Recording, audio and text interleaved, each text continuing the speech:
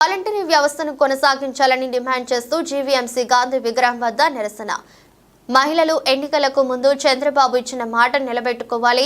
వాలంటీర్లకు 10,000 జీతం ఇవ్వాలి. గత 5 నెలల నుంచి రావాల్సిన జీతాన్ని వెంటనే విడుదల చేయాలి. వాలంటీర్లకు ఉద్యోగ భద్రత కల్పించాలి. మంత్రి బాల వీరాంజనేయ వ్యాఖ్యలను తీవ్రంగా ఖండిస్తున్నాం. చంద్రబాబు స్వయంగా వాలంటరీ వ్యవస్థ ఉంటుందని చెప్పారు. వాలంటరీ వ్యవస్థను కొనసాగించకపోతే ఆమరణ నిరాహార దీక్షకు చేస్తామంటూ వాలంటీర్లు తెలిపారు. 5 నెలల బకాయి జీతాలు వెంటనే చెల్లించాలి. 5 నెలల బకాయి జీతాలు వెంటనే పోరాడి తీరుతాం. పోరాడి తీరుతాం.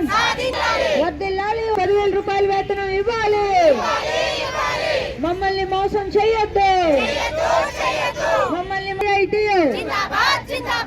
నమ్మించి మోసం చెయ్యదు. వ్యవస్థను కొనసాగిస్తామని చెప్పి మోసం చెయ్యొద్దు.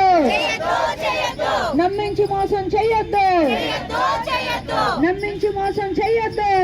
ఏపీ ప్రజాగ్రామ వార్డు వాలంటీర్ అసోసియేషన్ ప్రధాన కార్యదర్శిని, అలాగే సిఐటి అనుబంధంలో స్టేట్ మెంబర్ నండి. అయితే ఇప్పుడు మా డిమాండ్ ఏంటంటే వాలంటీర్ వ్యవస్థే లేదంటున్నారు. మరి ఇన్ని రోజులు 5 సంవత్సరాలు చేసినప్పుడు వాలంటీర్లు అందరికీ ఉపయోగపడ్డారు. ఇప్పుడు ఈ 5 నెలలుగా అంటే కొత్త ప్రభుత్వం వచ్చిన తర్వాత వాలంటీర్ వ్యవస్థ లేదు, మీకు జీవో లేదు కనుక తీసేస్తున్నాం అంటున్నారండి. ఒక గవర్నమెంట్ అన్న కొత్త గవర్నమెంట్ వచ్చింది. ఇప్పుడు జీవో అన్నది ఒక గవర్నమెంటే కదా రిలీజ్ చేయాలి. మరి మా కోసం జీవో రిలీజ్ చేయలేరండి.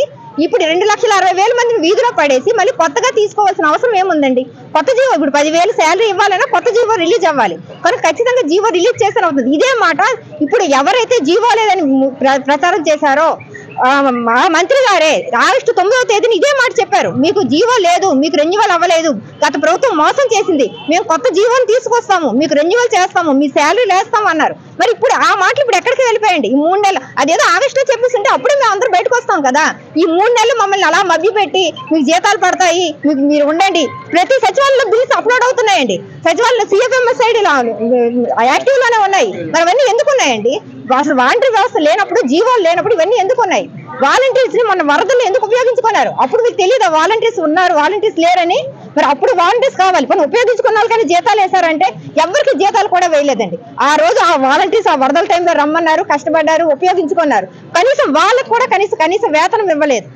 అంటే మీకు ఉపయోగపడినప్పుడు మాత్రమే వాలంటీర్స్ పనికొస్తున్నారండి. తర్వాత మాత్రం వాలంటీర్స్ ఆ వ్యవస్థ అనేది మీకు అవసరం లేదు. కానీ మాకైతే 5 సంవత్సరాల కష్టం అండి ఇది. మీరు అలాంటి మీకైతే అందరూ ఉన్నవాళ్ళు అవ్వచ్చు, మేము మధ్యతరగతిలో ఉన్నవాళ్ళం. మాకు 5,000 10,000 చాలా అవసరం.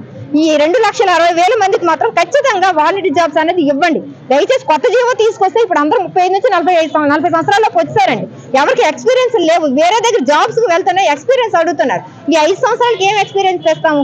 అదేదో నిరుద్యోగ వృత్తి ఆపేయండి. నిరుద్యోగ వృత్తి ఎవరికి అవసరం లేదండి ఈ రోజుల్లో. ఆ నిరుద్యోగ వృత్తి బదులు అందులో అమౌంట్ కలిపి మాకు ఎక్కడో దగ్గర పని చూపించి మాకు ఇవ్వండి ఉద్యోగాలు, మేము చేస్తాం. ఈ ప్రభుత్వానికే చేస్తాం. ముఖ్యమంత్రి చంద్రబాబు నాయుడు గారికి మరీ వినతి చేసుకుంటున్నామండి. వాలంటీర్స్ అందరి తరఫున చెప్తున్నాం, మేము ప్రభుత్వానికి వర్క్ చేస్తాము, పార్టీలకి కాదు. పార్టీలకు అతీతంగా వాలంటీర్స్ గా వచ్చాం మేము. కనుక మీరు గత ప్రభుత్వంలో వచ్చారు, వీళ్ళు గత ప్రభుత్వం వాళ్ళకి అంటే గత ప్రభుత్వ నాయకులకి వీళ్ళు అందరూ అందుబాటులో ఉన్నారు, చేశారన్న ఉద్దేశం అయితే తీసేయండి. మేము కార్యకర్తలం కాదు, మేము ఓన్లీ వాలంటీర్స్ గా మా సేవలు అందించాం. కరోనా టైంలోని అన్నిట్లో కూడా మన వాలంటీర్స్ కోసం అన్ని రాష్ట్రాల వారు గొప్పగా చెప్పుకుంటున్నారండి. కానీ మన రాష్ట్రంలో ఈ రోజు వాలంటీర్స్ రోడ్డు ఎక్కారు. ప్రతి జిల్లాలో ప్రతి మండలంలో ఎక్కడ చూసినా వాలంటీర్స్ ఇదే కనిపిస్తుంది. కొంచెం అర్థం చేసుకోండి. గవర్నమెంట్ వాళ్ళందరికీ వినతి చేస్తున్నామండి, దయచేసి అర్థం చేసుకోండి ప్లీజ్.